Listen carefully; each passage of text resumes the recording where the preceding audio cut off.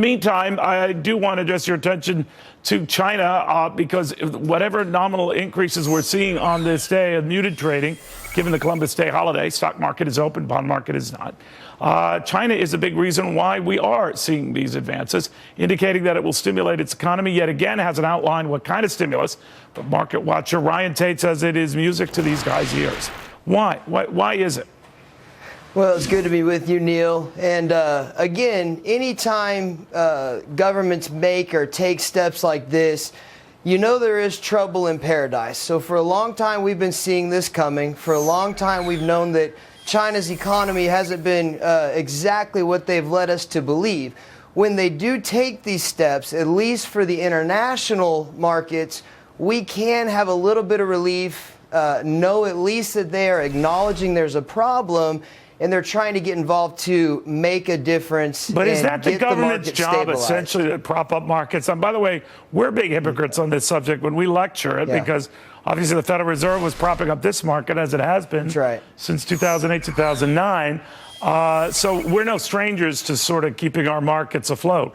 But the Chinese constantly replay the numbers and the math, and everyone seems to depend on them doing so. That's weird. That's absolutely right, and it is sad that we've been here, done that before, that they've been able to watch us and see us go through this. Right. But you're right, when it comes from the government being involved is not always a good thing. My concern here, Neil, is what you're looking at is the government coming in, stabilizing it right now, but their policies are not very good. So they're going to make this bubble get even larger.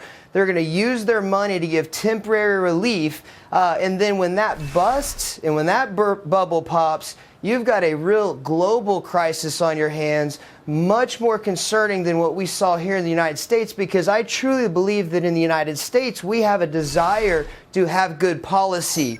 China, even when they entered the World Trade, the WTO, they still haven't played by those rules. And so that's my concern, is from a foundational standpoint, there's not good policy here. They're stabilizing it, not playing by the rules, and when this bubble pops, we could be in real trouble. And they want us to think that these are all good little self-corrections, Neil. And you and I know that that's not true, and that's not the case. And they're just now acknowledging there's a problem. Yeah, like I say, that rarely ends well when you try to manufacture the government's definition of an end to a crisis. But having said that, the Chinese, I think it was the finance minister today saying, go slow on raising interest rates. In fact, don't go at all.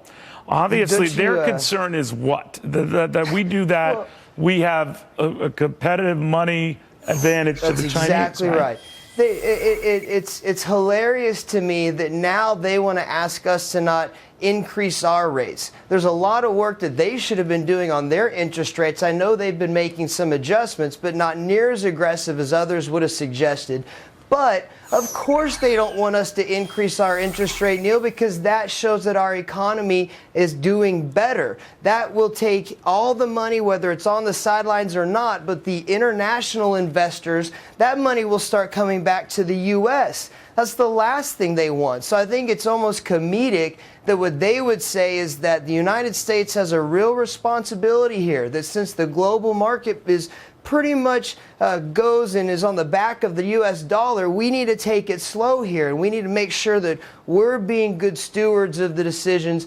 And that's comedic because they know that they're going to lose money and that our economy will surge and show increases as a result of that.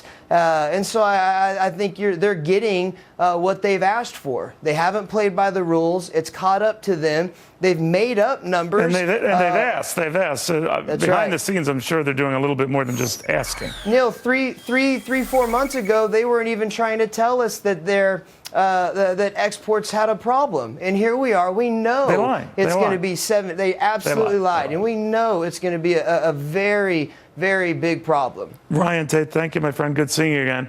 Thank you, Neil. All right.